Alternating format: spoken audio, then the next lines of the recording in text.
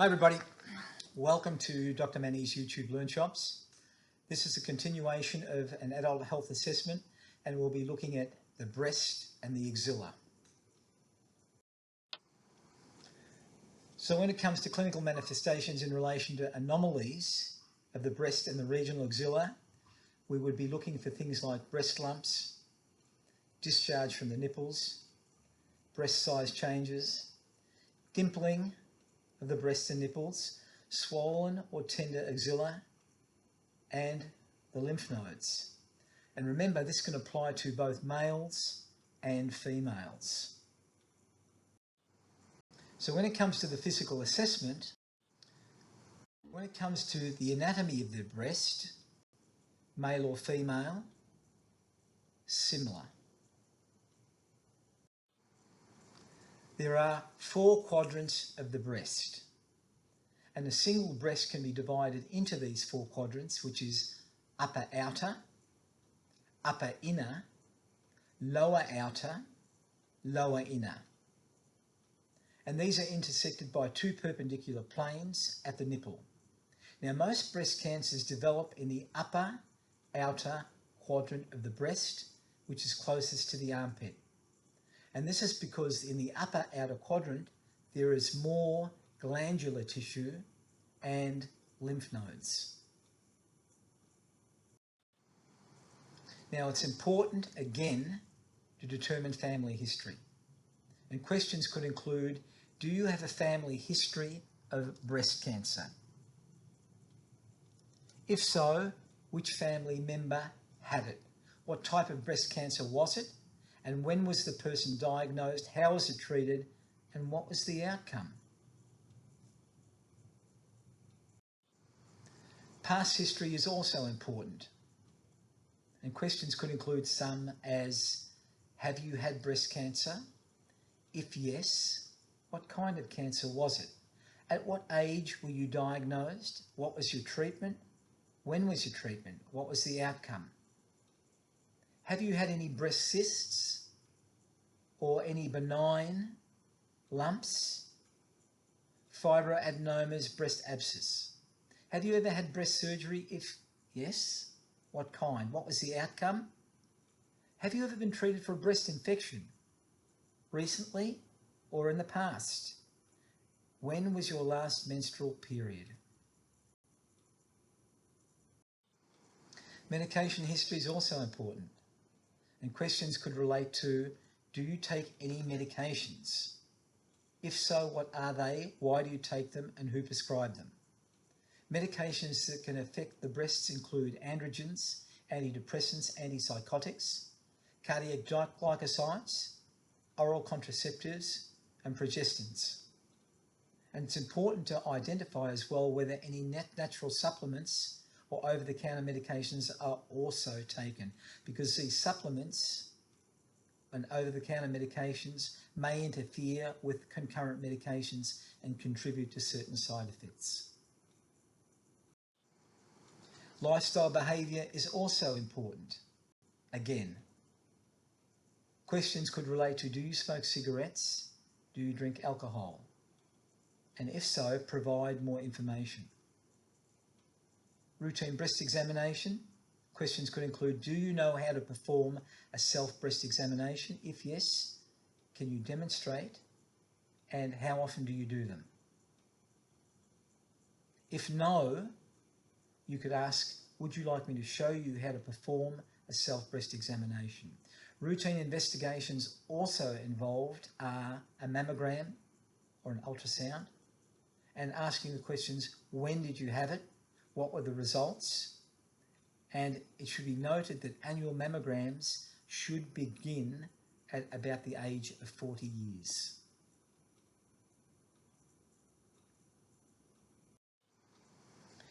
What are some of the common signs and symptoms that occur in the breast and the axilla?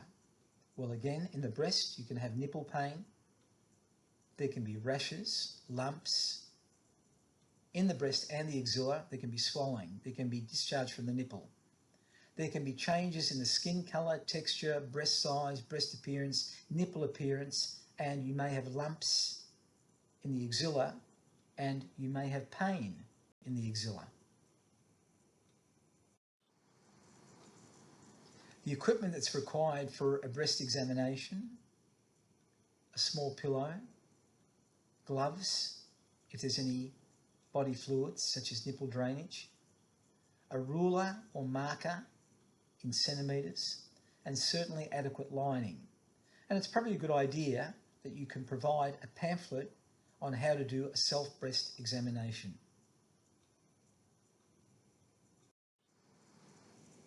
So when we look at the examination can be divided into 3 components using the techniques of inspection and palpation.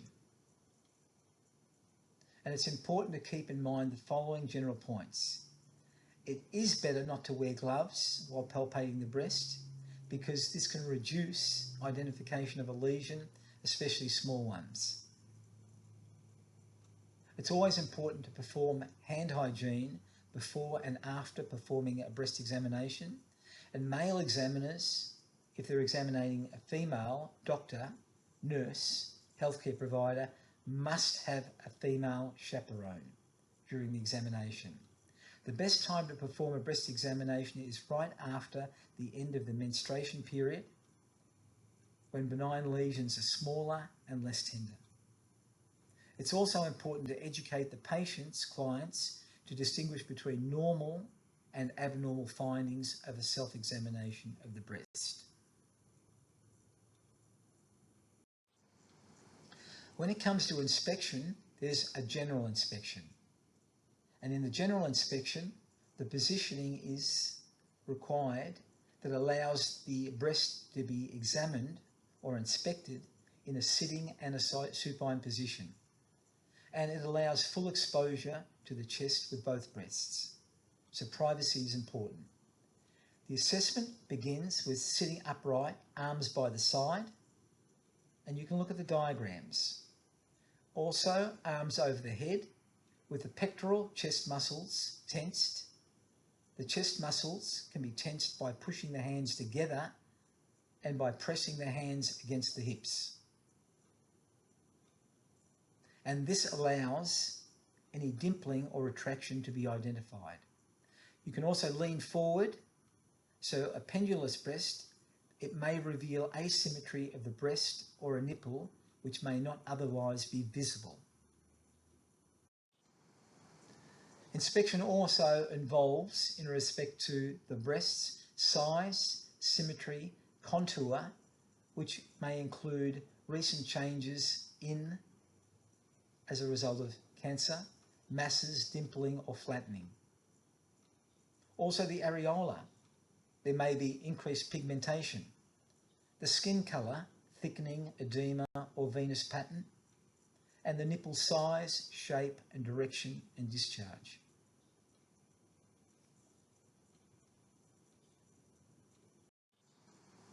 Palpation. When palpating the breast, it's important to pay attention to the following features: shape, consistency, relation to the skin, changes over time and tenderness. Shape. The most common benign lesions are cysts or fibroadenomas, and they have very regular borders, while cancerous nodules tend to be very irregular in shape. Consistency. A mass that feels rock hard or very firm is probably malignant, while rubbery or elastic lesions are typically benign. In respect to relation to the skin, a lesion that is very fixed to the skin is usually malignant. Changes over time, well, again, changes can be rapid changes of a lesion over weeks to months, which may raise the suspicion that this is cancer. And tenderness, cancerous nodules tend to be non-tender, while benign tumours or lesions are often tender. And a mass that changes in tenderness during the menstrual cycle is most likely benign.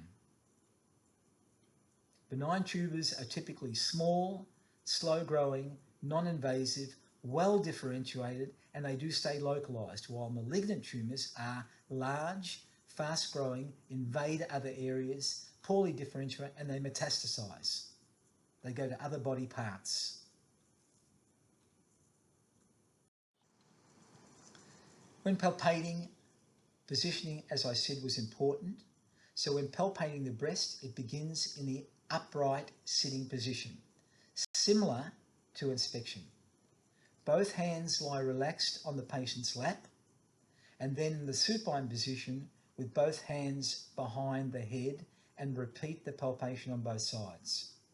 This position allows the examiner to press any lesions against the chest wall, making it easier to detect anomalies, which may be unnoticed in the upright position.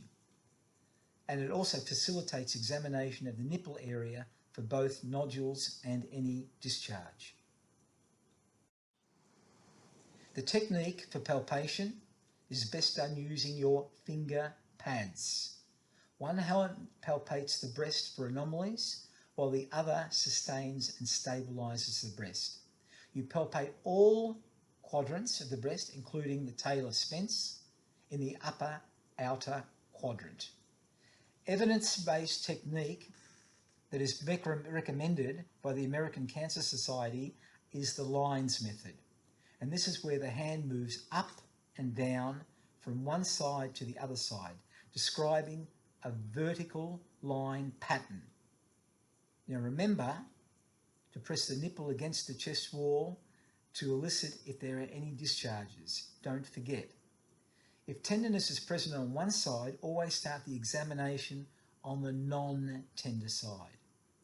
And there are typically 3 patterns that can be used: circles, wedges, but lines is the one that is recommended.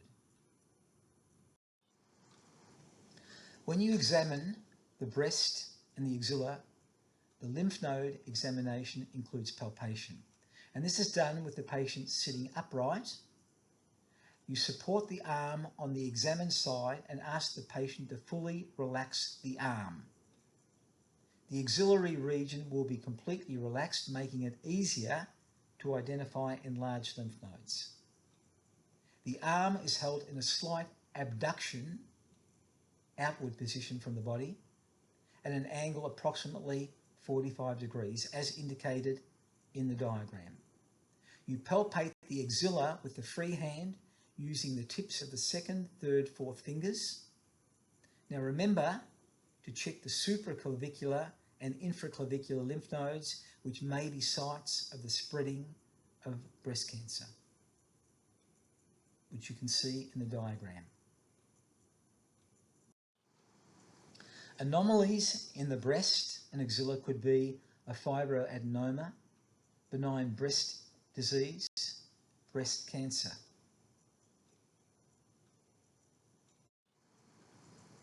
You can have carcinoma of the skin, areola and nipple because of retraction, Paget's disease. You can have carcinoma, which has bulging changes, or you can have mastitis. You can actually have gynecomastia, which is an enlargement of the breast in males, and you can have females and males who have had a mastectomy.